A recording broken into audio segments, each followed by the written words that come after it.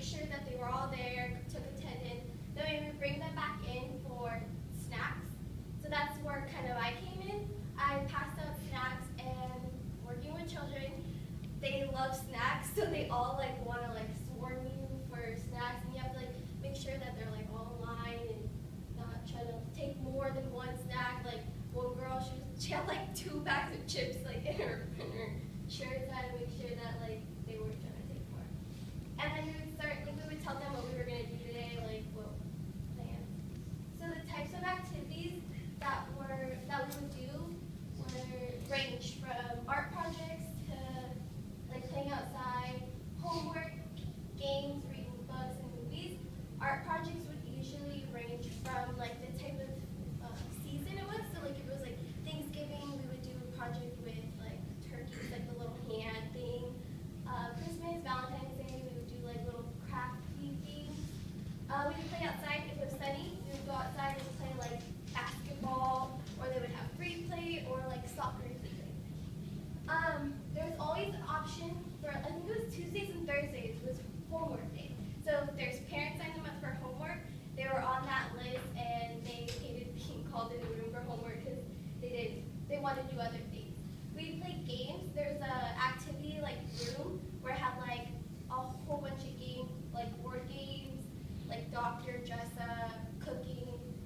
We would read books. So there's actually a time where they would get picked up around, I think, 6:30.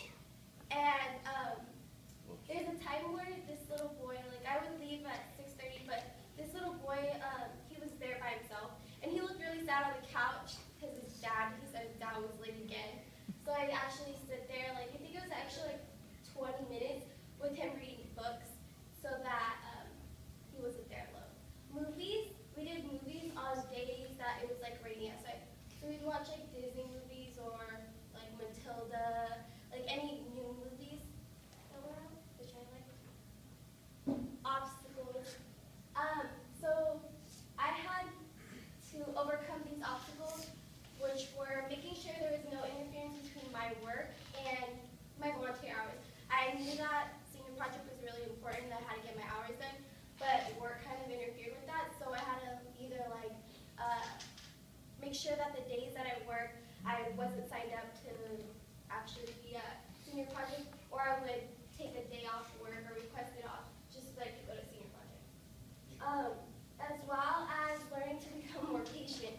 This is with anything working with little kids. They are like really needy, so you have to like learn to become more patient when you have one kid over here, one kid over here. You have to like kind of work around that. Developing a trait to explain things to younger kids, so that would fall in with like the homework. You have to like teach them basically if they don't understand, or like art projects that had like instructions or cutting certain things.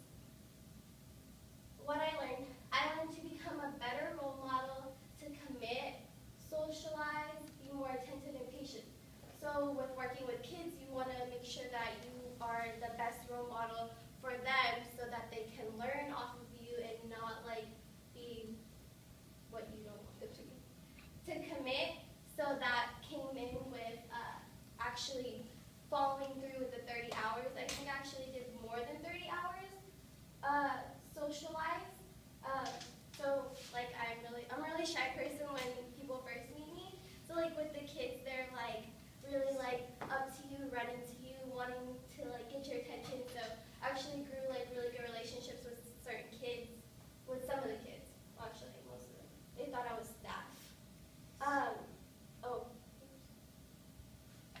To be more attentive, making sure that there's not kids like running over there, like not doing what they're supposed to be doing, and like I said, patience.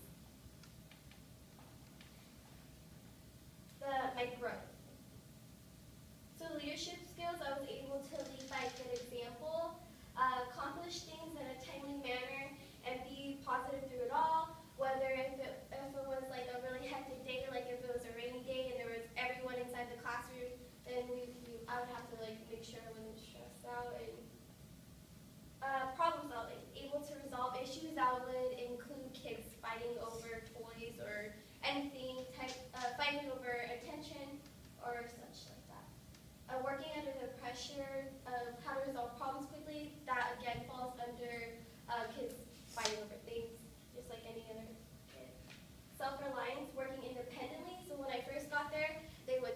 me what I needed to do, but as soon as I got into the like hip hop things, I knew what to do and didn't need to do things.